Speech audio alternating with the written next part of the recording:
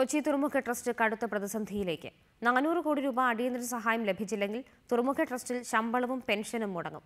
ഈ സാമ്പത്തിക വർഷം കൊച്ചി തുറമുഖ ട്രസ്റ്റിൽ 178 കോടി രൂപയുടെ നഷ്ടമുണ്ടാകുമെന്ന് തുറമുഖ ട്രസ്റ്റ് ബോർഡ് വിലയിരുത്തി.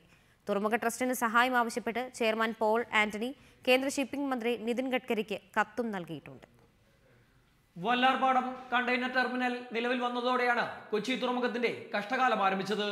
വല്ലാർപാടത്തിന്റെ വരവോടെ കപ്പൽചാൽ ആഴം കൂട്ടുന്നതിനായി 100 കോടി രൂപ കൊച്ചി തുറമുഖത്തിന് ഓരോ വർഷവും അധിക ചെലവ് വരുന്നു.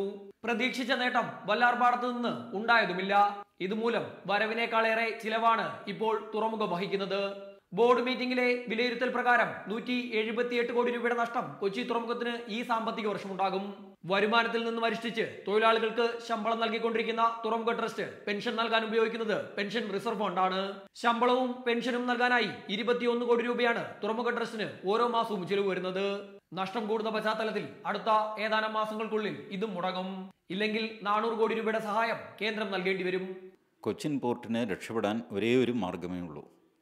DP വേൾഡുമായിട്ട് നടത്തിയ വല്ലാർപാടം കരാർ അടിയന്തരമായി റദ്ദാക്കുക, DP വേൾഡിനെ പറഞ്ഞുവിടുക. ആ കരാർ രഹസ്യമായിട്ടാണ് DP വേൾഡ് വെച്ചിരിക്കുന്നത്.